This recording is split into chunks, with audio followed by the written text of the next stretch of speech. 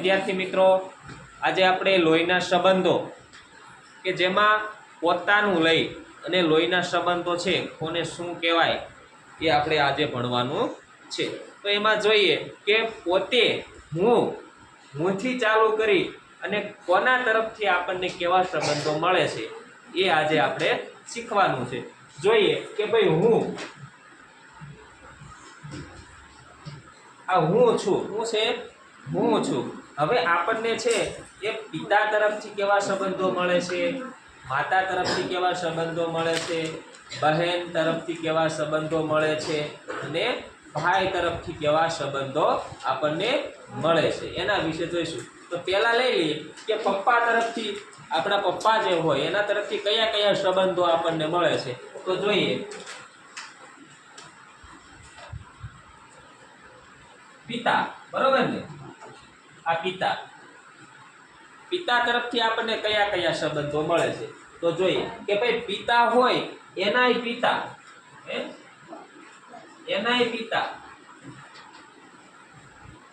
આપણે એને શું કહીએ તો કે દાદા કહીએ। શું કહીએ? દાદા। હવે પિતાના પાછા માતા હોય,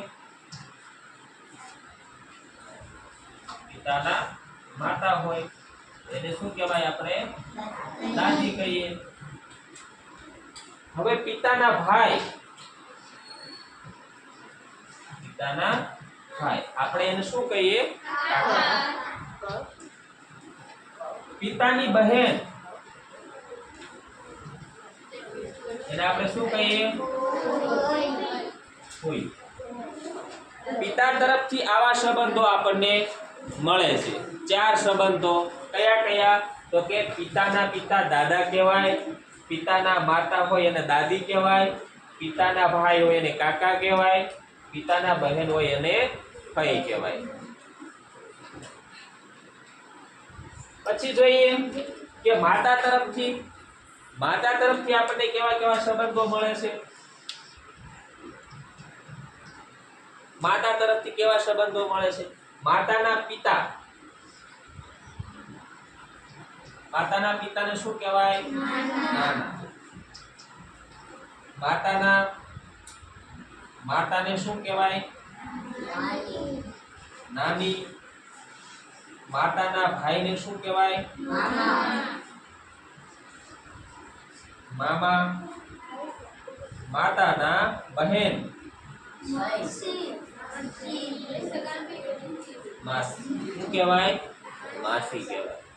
આ ખ્યાલ આવ્યો કે હવે માતા તરફથી આપણને આટલા સંબંધો પ્રાપ્ત થાય છે। તો કે માતાના પિતા નાના, માતાના માતા નાની, માતાના ભાઈ મામા અને માતાના બહેન માસી। આ આપણે ખુદ આપણું લઈ અને જોવાનું છે। હવે ભાઈ તરફથી કયા કયા સંબંધો મળે છે? હું એટલે કે મારો ભાઈ હોય, મારા ભાઈ તરફથી કયા કયા સંબંધો આપણને મળે છે? તો જોઈએ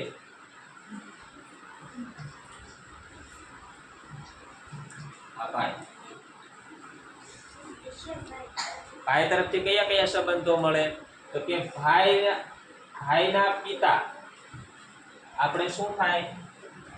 ભાઈના પિતા આપણે શું થાય?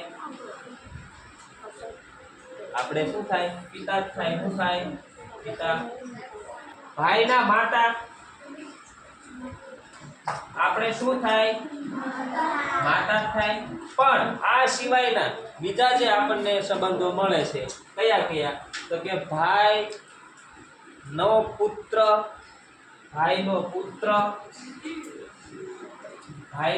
આપણે શું થાય?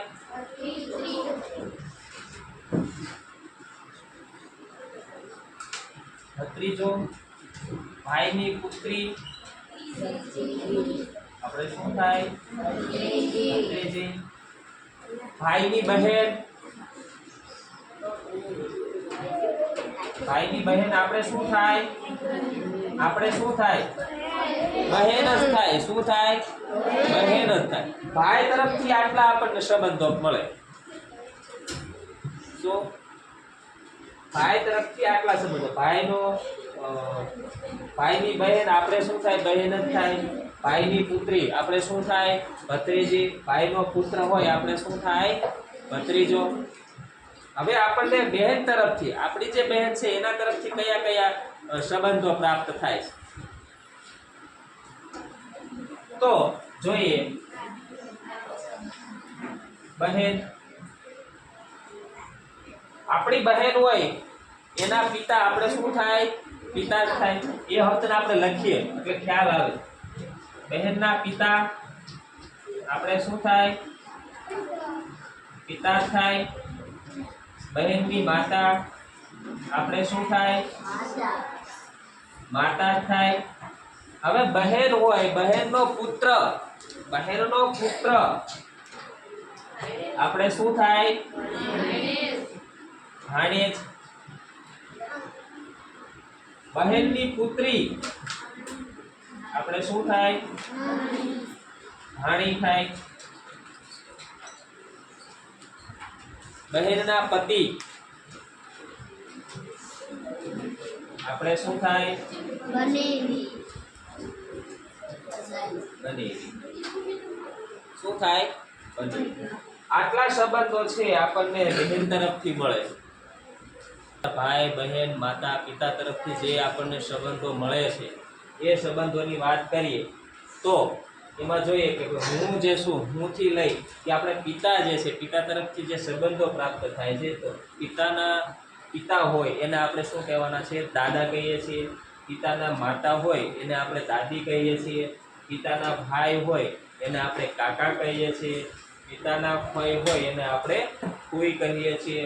જ્યારે આપણને માતા તરફથી કયા કયા સંબંધો પ્રાપ્ત થાય છે? તો કે માતાના પિતા હોય એને આપણે નાના કહીએ છીએ. માતાના માતા હોય એને આપણે નાની કહીએ છીએ. અને માતાના ભાઈ હોય એને આપણે મામા કહેવામાં આવે છે. અને માતાના બહેન હોય એને આપણે માસી કહીએ છીએ. તો આ છે પિતા અને માતા તરફથી મળતા સંબંધો. બીજું તો કે ભાઈ તરફથી, ભાઈ, આપણો જે ભાઈ છે એના તરફથી કયા કયા સંબંધો પ્રાપ્ત થાય છે? તો કે ભાઈના પિતા એ આપણા પપ્પા કહેવાય, એટલે કે પિતા કહેવાય. ભાઈના માતા એ માતા કહેવાય છે. ભાઈની જે બહેન છે એ આપણી પણ બહેન કહેવાય. અને ભાઈની જે પત્ની જે છે એને આપણે ભાભી કહીશું. જ્યારે ભાઈનો પુત્ર જે છે એને આપણે શું કહેવાય? ભત્રીજો કહેવાય. અને ભાઈની પુત્રી એને શું કહેવામાં આવે છે? ભત્રીજો. ત્યાર પછી આપણે જોઈએ તો કે બહેન, આપણી જે બહેન છે એના તરફથી જે કંઈ સંબંધો પ્રાપ્ત થાય છે તો એમાં ભાઈના પિતા હોય એ આપણા પણ પિતા કહેવાય. બહેનના પિતા જે છે એને પિતા કહેવામાં આવે છે. બહેનની માતા જે છે એને આપણે પણ માતા કહેવામાં આવે છે. બહેનનો પુત્ર એને આપણે શું કહીએ છીએ? ભાણેજ. જ્યારે બહેનની પુત્રી જે છે એને આપણે શું કહીએ છીએ? ભાણી કહીએ છીએ. અને બહેનના પતિ જે છે એને આપણે બનેવી કહીએ છીએ. તો આ જે છે એક સર્કલ જે આપણે બનાવ્યું છે એ આપણા લોહીના સંબંધનું, કે ભાઈ હુંથી લઈ અને ચાલુ કરવાનું છે. હું હોઉં અને મારા તરફથી જે, એટલે કે આપણા સગા સંબંધીઓ તરફથી આપણને કેવા છે એ સંબંધો પ્રાપ્ત થાય છે એના વિશે આપણે આજે વાત કરી.